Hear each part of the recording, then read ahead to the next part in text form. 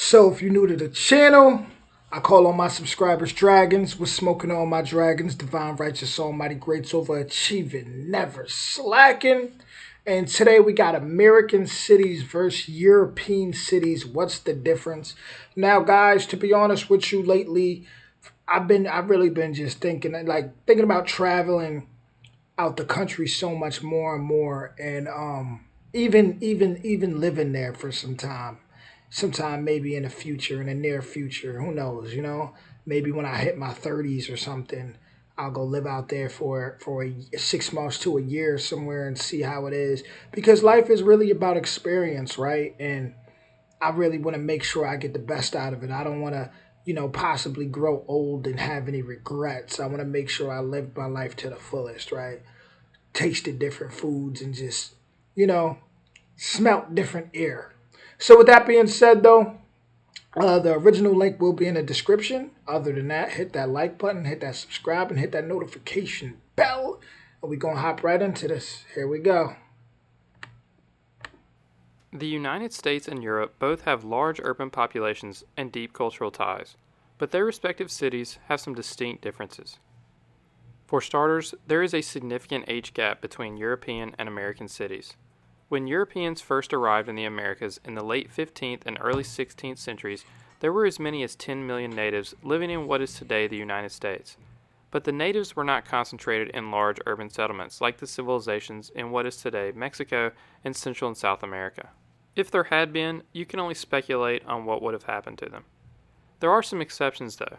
The oldest continuous settlements in the United States belong to natives and are located in the southwest United States. These settlements were founded around 1100 AD, but they generally have never hosted more than a few thousand people. I actually really like the Southwest. You know, just a very cool vibe out there. Love the hiking, the trails. So I'm really not surprised. It even feels like the sun hits different that way. The largest known native settlement in the United States hosted as many as 18,000 natives. This city, called Cahokia, was located in what is today the state of Illinois, and just minutes from the modern-day city of St. Louis. But Cahokia was abandoned by the year 1350.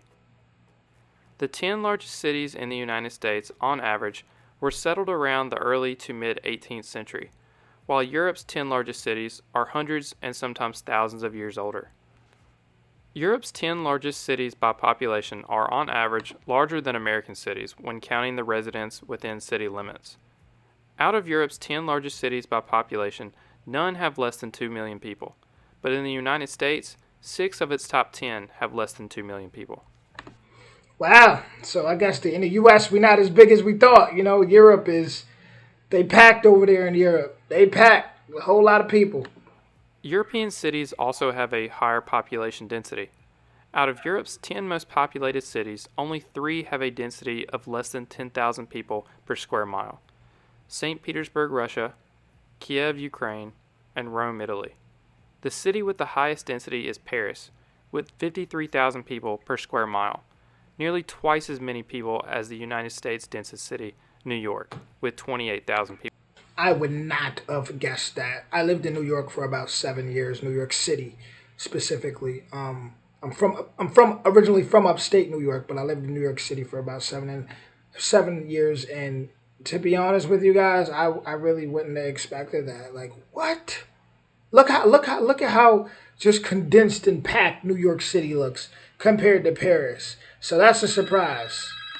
People per square mile. After New York City, it drops off pretty quickly. The second most populated city in the U.S., Los Angeles, has 8,500 people per square mile.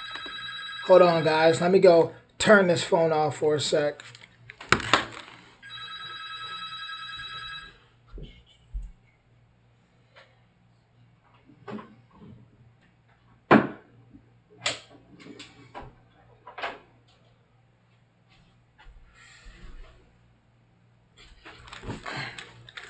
Sorry about that, but we're back. Let's go. Chicago, 12,000 people per square mile. Houston, 3,500 people per square mile. And Phoenix, 3,100 people per square mile.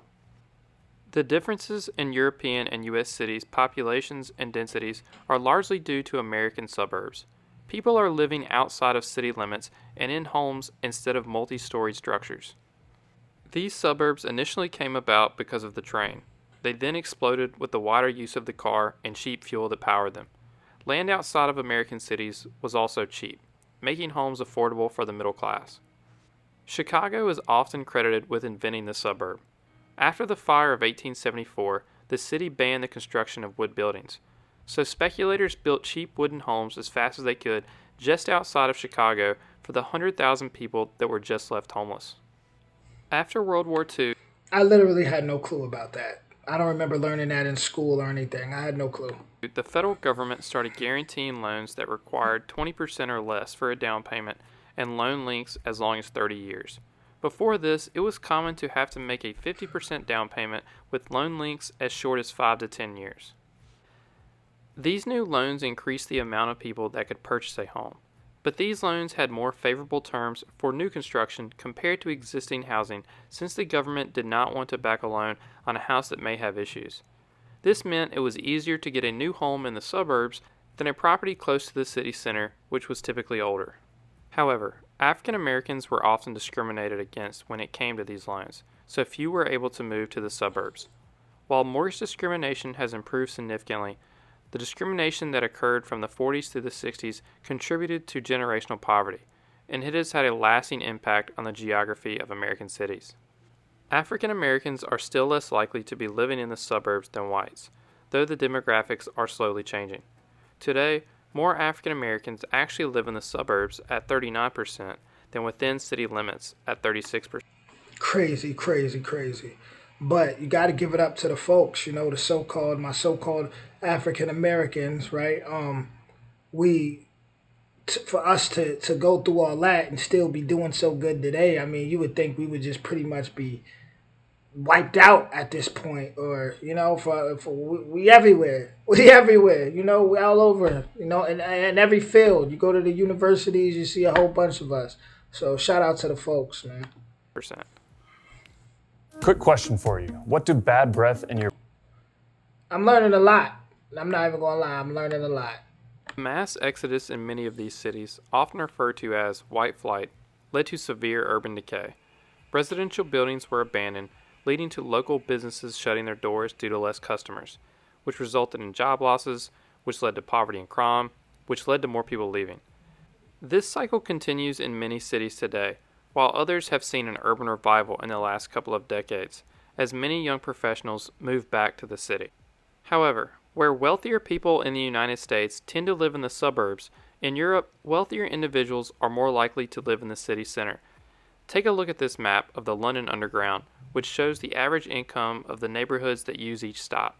The highest incomes are at the center of the city, and the lowest incomes are at the farthest stops from the center. Speaking of public transportation, Europe's public transportation systems are usually thought of as superior to the United States, with a few exceptions like New York City. Because of the suburbs, U.S. cities are too spread out, and buses and trains can't stop at every block to pick everyone up. If they did, it would run extremely slow. When it comes to roads, both the United States and Europe have extensive major road networks. But in the United States, large roads often run right through its cities instead of up to it. While this may make sense in I hate that, how the highways and I don't like that at all. trying to quickly travel from state to state or city to city, it is often criticized for splitting neighborhoods and disrupting local communities.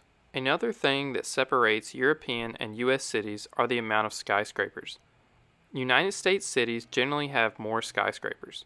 Out of 50 cities in the world with the most skyscrapers, only 2 are in Europe: Moscow, Russia, with 57 skyscrapers, and Frankfurt, Germany, tied for 50th with 17. The United States has 11 cities in the top 50, with the most going to New York City with 287 skyscrapers. Wow. When European cities do have One thing I didn't like though is like when I'd be in Central Park, which they just showed, and I wanted to get like a nature type of feeling, nature vibe. When once you look up and you see all them skyscrapers, it just feels fake. It takes away from it. I didn't like that. have skyscrapers, they tend to have a section designated for them, away from their historic city center. like La Défense, a business district which is actually a few miles outside of Paris itself. The skyscraper was first born in the United States in the late 19th century, the first in Chicago and later in New York City. The United States took pride in their large structures, seeing them as a symbol of their prosperity and power. Europe, on the other hand, already had established historic buildings and public spaces that left little room for large new structures. They were also resistant to what could be considered American. After the destruction of European cities in the Second World War, Europe had the chance to build whatever they wanted.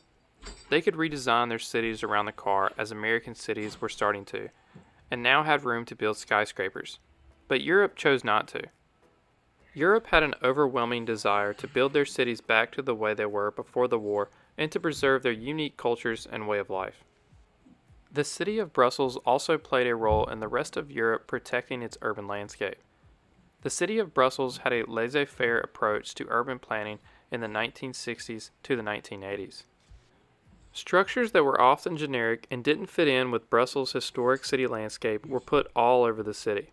The rest of Europe took notice and became concerned a similar randomness of structures could be placed all over their respective cities. Shout out to London. That's definitely somewhere that I got in mind as far as moving to for a while. Possibly.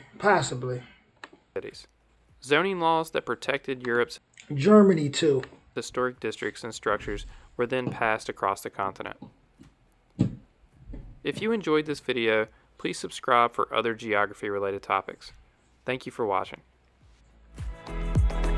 So overall, I'm not gonna lie, I learned a lot. Like I feel like everything that they just broke down in this video, I didn't learn in school, to be honest with you. Like, or at least I must have not been paying attention then. But I honestly don't remember learning any of that, and especially about the one with Chicago and how that's where the first suburbs were. I might have heard about it before. But that was definitely interesting. Let me know what you guys think in the comments. It definitely makes me more interested in Europe. Europe has some serious history there. You know, America too, both. You know, serious history, serious structures, right? And I definitely am excited to one day soon visit Europe. With that being said, hit that like, hit that subscribe, hit that notification bell. You know, I'm out of town right now, so there's a lot going on. But, you know, the hard work never stops. So with that being said, original link in the description, and I'll check you guys later. Leave them recommendations. Much love.